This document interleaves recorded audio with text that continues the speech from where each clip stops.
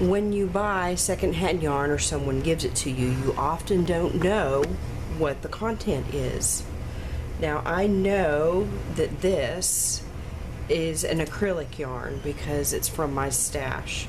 This I bought, and it's a man-made yarn, and I think it's really close to plastic, but we're going to find out. It's the Red Heart Scrubby. This is left over from a hat I made last fall, last spring, a year ago, and I have no idea. This, I believe, is a patent yarn. It's been a long time. This, I know, is 100% wool, fisherman's wool. And so we're going to do a burn test today, and so I'm going to snip off little pieces of each of these yarns, and we will find out what the content is, what the fiber content is, so that we know what we have on hand. First, you will need a pair of scissors, and you'll need a little piece of each yarn. So I'm going to cut off a little piece so that we have that, which is why, you know, for this demonstration, all these yarns are different colors. It's going to make it easier to see. And then we have the scrubby yarn and the Stylecraft. So I don't need my scissors anymore. You need a hard surface that's inflammable, means it won't catch on fire, and your candle, some matches, and I think it's a good idea to have a fire extinguisher handy or close by, or work in your kitchen where things aren't going to be catching on fire. I am going to set this to one side, but it's here if I need it. Things happen. And so you set fire to your, light your candle.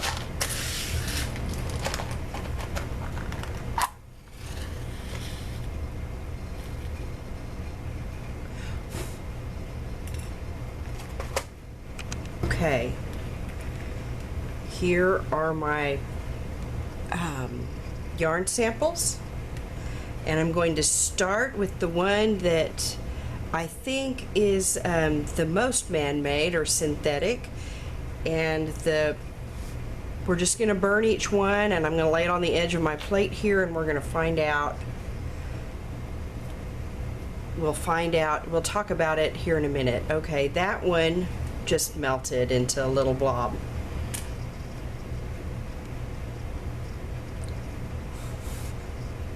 This one also melted.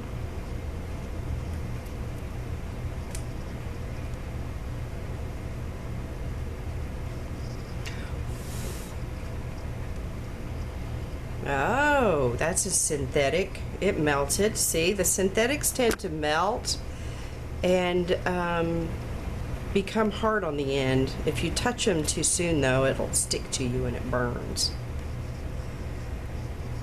This is not really wanting to catch on fire. Most wools are a little bit flame retardant, and they tend to put themselves out just like that.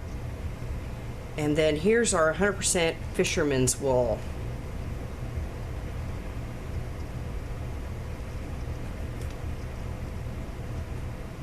Now it's smelling like burnt hair, which makes sense because that's what wool is. And it's making an ash. This one made an ash as well. This one is hard on the end, and it's just shiny and hard. This one is also hard on the end, and this one just melted down to a hard plastic. So we have 3 synthetics and 2 wools. Now what happens if we melt a yarn that we really have no idea about? And let's see, I'm going to check some of my other yarns that I have here.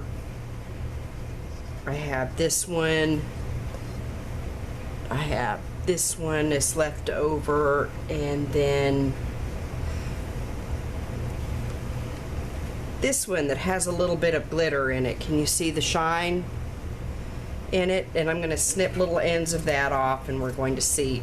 Now, why would you need to Find out what your fiber content is. This one has a shine to it, and I suspect that it is a synthetic. Well, why would you need to? One of my daughters is very allergic to wool. It makes her break out, and it's just makes her rash, and it's no fun. The other reason you would want to know if it's wool is or a natural fiber, is that wool and silk do not allow the buildup of static electricity as much, and so if you're in a part of the country where you wear winter hats all the time, or a good part of the year, and you're constantly going in and out and taking your hat off, you really don't want a synthetic because of the static buildup in your hair and the wicking properties of wool. Wool will wick moisture away from your body, and it will keep you from chilling off and being too cold too quickly. So in the northern parts of the United States, or in northern parts of the world, they tend to wear more wool, where down here in Oklahoma and more toward the southern states, we tend to use more synthetics because we're not as concerned. When you only wear a winter hat 5 or 6 times a year, it's not really a concern. Now, I'm going to let that one cool. And this,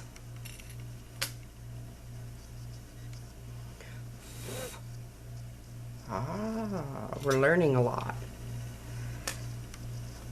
This is helping me because I'm going to make a scrap afghan, and I'm making 2 different afghans, and one has wool in it and one is going to have more of a synthetic in it.